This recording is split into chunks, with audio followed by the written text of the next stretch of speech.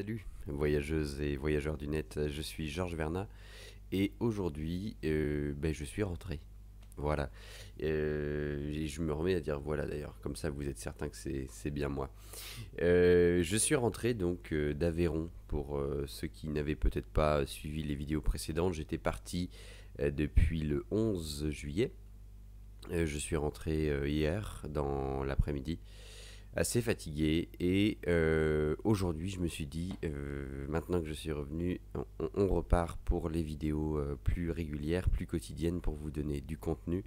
Merci à tous ceux qui sont passés sur les vidéos récentes, qui ont un petit peu adhéré à cette nouvelle marche de ma chaîne YouTube, à ces vidéos pourtant très modestes que je fais face caméra pour essayer de nouer un lien avec vous. Pour ce qui est de l'Aveyron, donc où j'étais parti, je l'avais expliqué, c'était une espèce de colo où en fait ils font des enquêtes en taille réelle. Donc les animateurs de la colo emmènent les enfants à des endroits divers et moi et deux autres personnes, ou plutôt deux autres personnes et moi, on intervient déguisé et on fait des petits, bon j'ai le mot anglais qui me vient, des petits happenings, des scènes pour les enfants.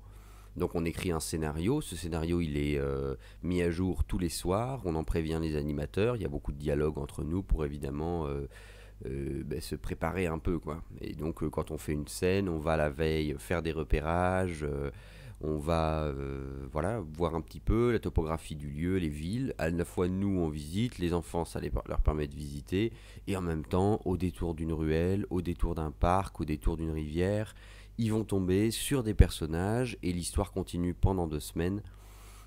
Sincèrement, moi j'adore ça.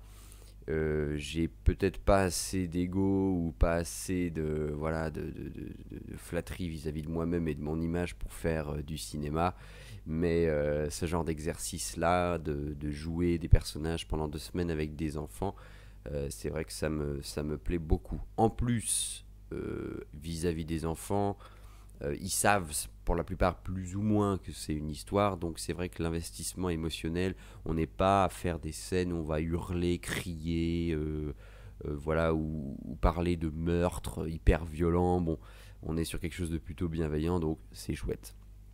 Moi, je jouais le professeur Zadig pendant ces 2 semaines.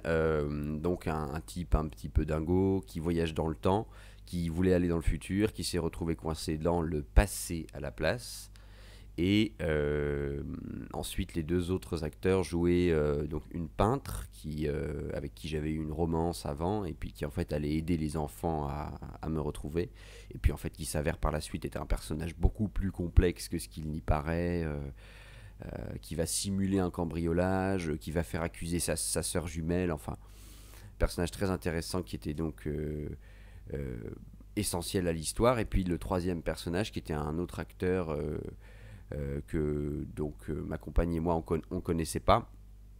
Je dis ma compagne, vous avez vu, ça y est, j'ai 30 ans. Ma copine et moi, on connaissait pas. Ce troisième personnage qui s'appelait Nicolas et qui jouait un hydrographe, un personnage spécialiste des rivières, des fleuves, qui était l'associé du professeur Zadig et qui au début va trahir pour des histoires d'argent. Finalement, il va y avoir une rédemption. Enfin voilà. C'était super chouette et donc j'avais envie de prendre 2 minutes pour vous parler de ça. C'est fait, on peut enchaîner. La vidéo d'aujourd'hui, elle va être relativement courte puisque ça y est, j'ai pas grand chose d'autre pour l'instant à vous dire sur moi ou ma vie. C'est parce qu'en fait là j'ai fait une sieste parce que je suis très fatigué du retour de. Moi, il faut que vous sachiez un petit truc, mais moi comme je suis nantais, je suis un homme de vélo parce que j'aime pas trop la voiture et donc conduire pour moi c'est pas vraiment un plaisir. Et pour rentrer d'Aveyron, il y a 6 heures de route. Alors certes, j'en ai fait que 4 sur les 6, mais pour moi, je peux vous garantir que pour quelqu'un qui n'avait pas conduit depuis 6 ans, à peu près, c'était une épreuve quand même, l'autoroute. Mais bon, après, il y a beaucoup plus compliqué et beaucoup plus grave, donc laissons là le sujet. Bref, j'ai fait une sieste et il s'avère que en me réveillant, je me suis dit ah bah tiens, c'est chouette, j'ai ce que j'appelle la voix Bukowski. La voix Bukowski, c'est qu'en général, quand je suis fatigué ou au contraire que je me suis plutôt bien reposé, J'ai cette voix assez grave, un petit peu traînante, qui va chercher, je sais pas, oui, dans les profondeurs des cordes vocales. Alors, je suis fumeur, donc probablement que la cigarette n'y est pas pour rien, mais il y a aussi tout simplement, je pense, la formation de ma voix. Et pour moi, ça, c'est la voix Bukowski. C'est là que je ressens et que je dis le mieux, que je sens le mieux dans ma bouche les textes de Bukowski. Parce que je sais pas pourquoi. Pour moi, Bukowski, pour moi, ces mots, hein, ils ont cette voix-là. C'est là que je me dis, j'ai presque, je vais pas vous dire que j'ai l'impression d'être Bukowski, mais j'ai l'impression de ne pas trahir ses textes, d'être un peu au cœur de ce que je sens de la personnalité de cet homme, surtout dans sa poésie, qui est à la fois une voix de fatigue, une voix d'épuisement et de désespoir, qui est quelque chose de très constitutif de sa poésie, mais aussi une rondeur, une espèce de chaleur quand même, malgré tout, d'humanité. Et le poème que j'aime énormément et qui pour moi représente très bien ça, c'est Poème pour chef du personnel.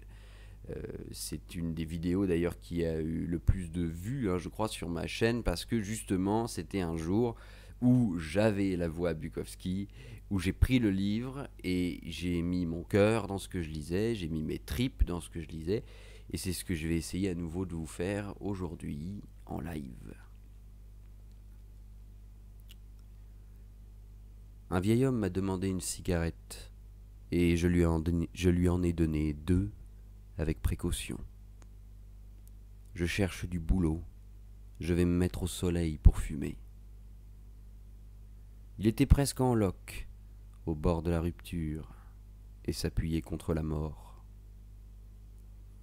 Il faisait froid pour sûr, et des camions, aussi lourds et chargés que des vieilles putes, brinque-ballaient et bouchonnaient dans les rues. Nous cédons, comme les lattes d'un plancher pourri, pendant que le monde s'efforce de débloquer l'os qui pèse sur son cerveau. Dieu est un endroit paumé, sans steak. Nous sommes des oiseaux agonisants, nous sommes des navires en perdition. Le monde se jette contre nous, et nous battons des bras, et nous battons des jambes, comme le baiser de la mort du mille-pattes. Mais il nous donne une claque amicale dans le dos, et appelle notre poison politique. Alors nous avons fumé, lui et moi, petits hommes, grignotant des pensées de tête d'épingle. Tous les chevaux n'arrivent pas. Et pendant que tu regardes clignoter les lumières des prisons et des hôpitaux, et que des hommes manient des drapeaux avec autant de précaution que des bébés, rappelle-toi ceci. Tu es un instrument tout en tripes, en cœur et en ventre, soigneusement conçu. Alors si tu prends un avion pour Savannah, prends le meilleur.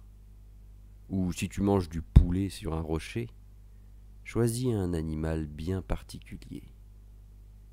Vous l'appelez oiseau. J'appelle fleur les oiseaux. Et si tu décides de tuer quelqu'un, prends n'importe qui et non quelqu'un.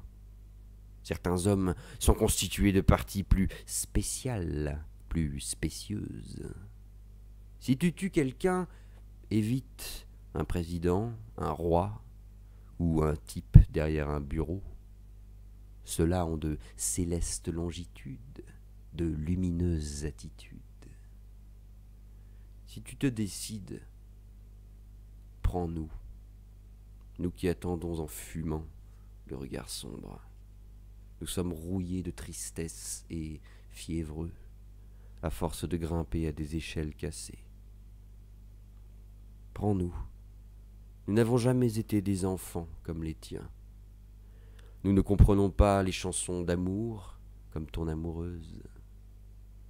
Nos visages sont du linoléum craquelé, craquelé sous les pas lourds et assurés de nos maîtres. Nous sommes bombardés de fans de carottes, de graines de pavot et de grammaire bancale. Nous perdons nos journées comme des merles fous et prions pour des nuits alcoolisées. Nos sourires Suintant de suave humanité nous enveloppe comme les confettis d'un autre. Nous n'appartenons même pas au parti. Nous sommes une scène esquissée par le pinceau blanc terreux de l'époque. Nous fumons, endormis comme un plat de figues. Nous fumons, aussi morts que du brouillard. Prends-nous.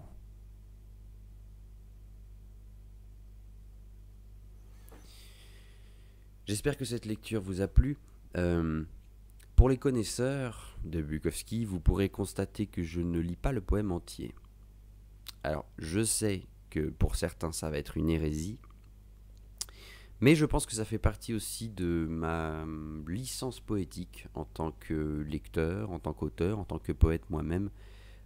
Ça peut paraître très arrogant, ça ne l'est pas. C'est pas par arrogance que je choisis de ne pas lire la fin de ce poème, les quelques strophes qui restent. C'est simplement comme ça que je le ressens, c'est comme ça que j'aime le dire, et je ne prive personne d'aller lire les quelques 2 ou 3 strophes qui restent, simplement pour moi, dans ma vision des choses, de la poésie et des mots tels que j'aime les ressentir et les dire, ce qui reste quand même au cœur de ma démarche, ces strophes-là ne sont pas forcément essentielles. Je ne pense pas que Bukowski, en tout cas, m'en aurait voulu. Je vous remercie d'avoir regardé cette vidéo, je vous dis à très bientôt, je souhaite une excellente fin de matinée, de journée, de soirée selon le moment où vous regardez, n'oubliez pas de vous abonner et d'activer la cloche. Merci, salut.